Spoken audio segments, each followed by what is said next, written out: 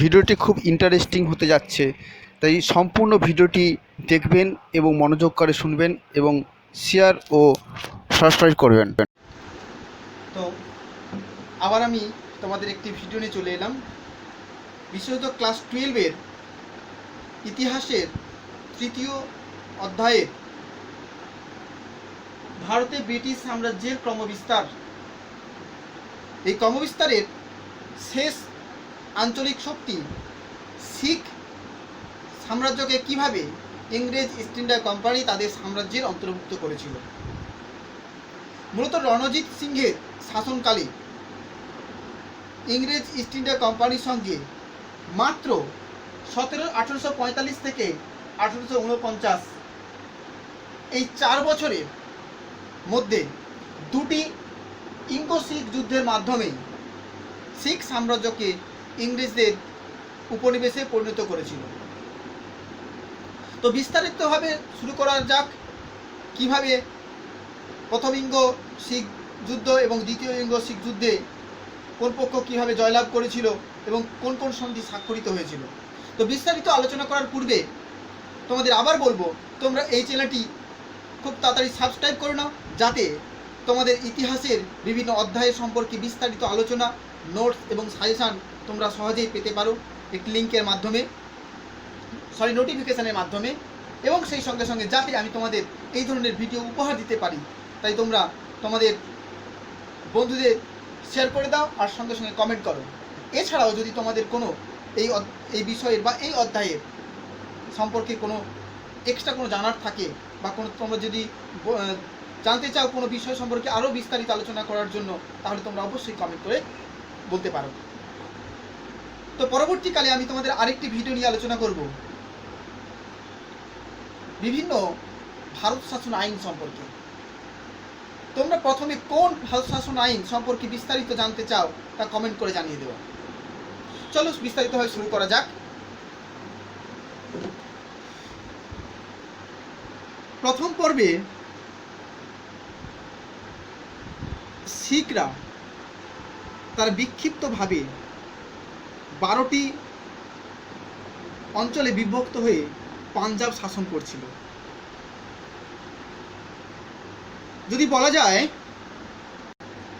এই 12টি মিশলে বা দলে তারা শাসন যে করছিল, তার মধ্যে থেকে একটি মিশল যেটি ছিল সুকার চুকিয়া। এই সুকার চুকিয়ার শাসক ছিলেন রণজিৎ সিংহ। তিনি এক অখণ্ড শিখ রাজ্য গড়ে তোলার প্রচেষ্টা গ্রহণ করেন। মূলত রণজিৎ সিংহের আমল থেকে ইঙ্গো শিখ সম্পর্ক গড়ে ওঠে। সেই সম্পর্কটা কী ছিল? তিক্ততার সম্পর্ক না মধুর সম্পর্ক? তা নিয়ে আমরা যদি দেখা যায় যে এই পাঞ্জাব অঞ্চল বা শিখ সাম্রাজ্য, এটির বিস্তার বা এটির উত্থান অনেক পরে হয়েছিল। আর তুমি দেখলেই বুঝতে পারবে যে সময়কালটা যে 1845, মানে বুঝতে পেরেছ যে এই সময়কালের মধ্যে ভারতবর্ষের বিভিন্ন আঞ্চলিক শক্তিগুলিকে ইংরেজ ইস্ট ইন্ডিয়া কোম্পানি তাদের সাম্রাজ্যের অন্তর্ভুক্ত করে নিয়েছে। অর্থাৎ ইংরেজ ইস্ট ইন্ডিয়া কোম্পানির তাদের ব্যাপক এক আধিপত্য বিস্তার ঘটেছে। তাদের যে প্রসার, এই যে বিস্তার, এতে কিন্তু রণজিৎ সিংহ তিনি কিন্তু একটু নিজে ভীত হয়েছিল বলা যেতে পারে, বা তিনি সতর্ক হয়ে যান। তিনি পাঞ্জাবকে কিভাবে একটি স্বাধীন শক্তিতে বা ইংরেজের হাত থেকে নিজেকে রক্ষা করতে পারে তার চেষ্টা করছিলেন। কারণ এই শিখ শক্তির উত্থান যদি দেখা যায় যে মুঘল সাম্রাজ্যের প্রায় শেষ পর্যায়ে ছিল, তাই এই শক্তিটি মুঘল সাম্রাজ্যের বা মুঘল সম্রাটদের তাদের দ্বারা কোনো কিছু প্রভাবিত হচ্ছিল না।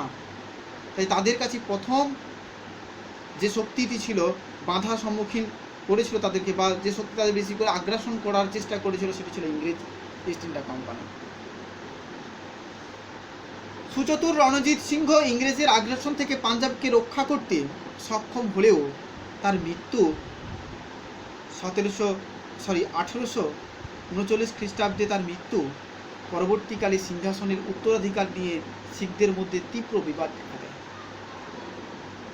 শেষ পর্যন্ত রণজিৎ সিংহের নাবালক পুত্র দিলীপ সিংহকে রাজমাতার ঝিন্দনের অভিভাবকত্বে সিংহাসনে বসানো হয়। এই সময় খালসা বাহিনীর দুই প্রধান সেনাপতি লাল সিংহ ও তেজ সিংহ রাজ্যের সকল ক্ষমতা কুক্ষিগত করেন এবং সাম্রাজ্য পরিচালনা করতে শুরু করেন। দুইজন সেনাপতি।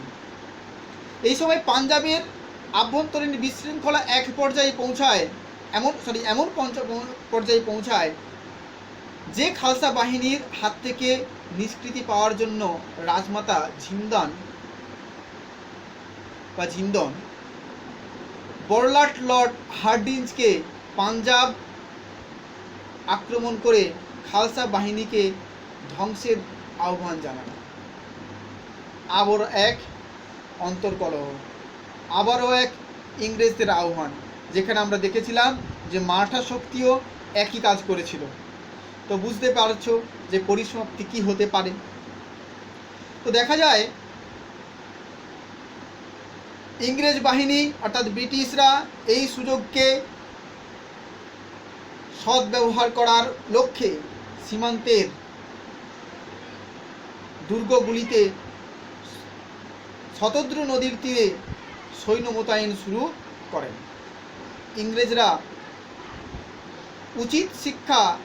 ইংরেজদের উচিত শিক্ষা দেওয়ার উদ্দেশ্যে শিখ বাহিনী 1845 খ্রিস্টাব্দের 11ই ডিসেম্বর শতদ্রু নদীর অতিক্রম করে। লর্ড হার্ডিঞ্জ অমৃতসরের সন্ধি ভঙ্গের অভিযোগ এনে শিখদের বিরুদ্ধে যুদ্ধ ঘোষণা করলে শুরু হয়ে যায় প্রথম ইঙ্গো শিখ যুদ্ধ। শিখরা পরপর 4টি যুদ্ধে পরাজিত হয়ে 1846 খ্রিস্টাব্দে লাহোরের সন্ধি করতে বাধ্য হয়। এই লাহোর সন্ধির যে শর্তগুলি ইংরেজরা চাপিয়ে দিয়েছিল সেগুলি হলো: 1, জলন্ধর দোয়াব অঞ্চল এবং শতদ্রুর দক্ষিণাঞ্চল ইংরেজদের রাজ্যভুক্ত হয়।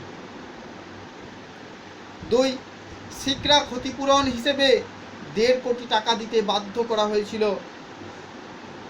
এবং কাশ্মীর রাজ্যটিকে ইংরেজদের ছেড়ে দেওয়া হয়। শিখ সৈন্য সংখ্যা কমানো হয়েছিল শিখ রাজ্যে। লাহোরের শিখ দরবারে একজন ইংরেজ রেসিডেন্ট রাখার সিদ্ধান্ত গ্রহণ করা হয়। অবশেষে লাহোরের অপমানজনক সন্ধি শিখরা সহজভাবে মেনে নিতে পারেনি। ফলে আমির দোস্ত মোহাম্মদ, হাজারার শাসক ছত্র সিং, মুলতানের শাসক মূলরাজ প্রমুখ একত্র হয়ে ইংরেজদের বিরুদ্ধে যুদ্ধে অবতীর্ণ হয়।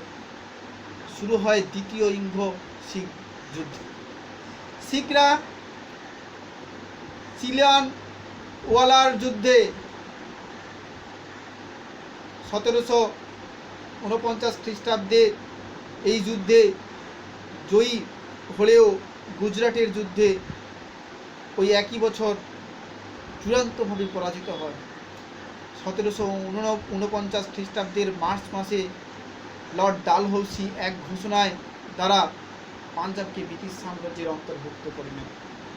এইভাবে পাঞ্জাব বা শিখ রাজ্য ইংরেজদের উপনিবেশে পরিণত হয় বা ইংরেজদের অধীনে চলে আসে। এখানে একটি বিষয় লক্ষ্য করবে তোমরা, যে শেষ 3টি আঞ্চলিক শক্তি মহীশূর, শিখ, মারাঠা, এই 3টি আঞ্চলিক শক্তি ইংরেজদের উপনিবেশে পরিণত হওয়ার ক্ষেত্রে সবথেকে বেশি ইংরেজদের বিরুদ্ধে বীর বিক্রমে যুদ্ধ করেছিল মহীশূর রাজ্যটি। তার কারণ ছিল মহীশূরে যে সমস্ত শাসকরা সিংহাসনে বসেছিলেন প্রত্যেককে ছিলেন দুর্ধর্ষ কূটনৈতিক পরায়ণ ও সমরকুশলী নায়ক। অপরদিকে শিখের ক্ষেত্রে কেবলমাত্র রণজিৎ সিংহ ছাড়া আর তেমন কোনো যোগ্য শাসক সিংহাসনে বসেননি। আবার মারাঠার ক্ষেত্রেও প্রথম রঘুনাথ রাও ব্যতীত আর কেউই তেমন মারাঠার সিংহাসনে সুশাসক হিসেবে বা দক্ষ শাসক হিসেবে সিংহাসনে আরোহণ করেন। আর এই দুই আঞ্চলিক শক্তি মারাঠা এবং শিখ দুটির সিংহাসন আরোহণ নিয়ে যে অন্তর্কলহ, সেই অন্তর্কলহটাকেই কাজে লাগিয়েছিল ইংরেজ ইস্ট ইন্ডিয়া কোম্পানি।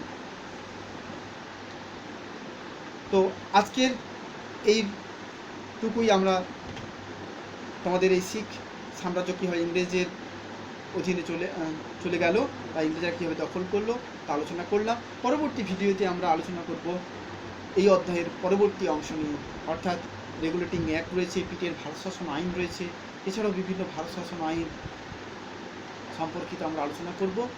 তো এছাড়াও অন্যান্য অধ্যায়গুলি রয়েছে, সবে তো আমরা তৃতীয় অধ্যায়ে চলেছি। তোমরা কোন অধ্যায়ের কোন অংশটি আমার কাছ থেকে বুঝতে চাচ্ছ বা কোন অংশ আরও বেশি ডিপলি করে আলোচনা করব তোমাদের কাছে, সেই সমস্ত বিষয় তোমরা কমেন্ট করো এবং আমাকে আরও উৎসাহিত করার জন্য তোমরা সাবস্ক্রাইব করবে ও সঙ্গে সঙ্গে তোমাদের বন্ধুদের শেয়ার করে দেবে। চলো, গুড আফটারনুন, আবার পরবর্তী ভিডিও তোমাদের সঙ্গে দেখা হবে।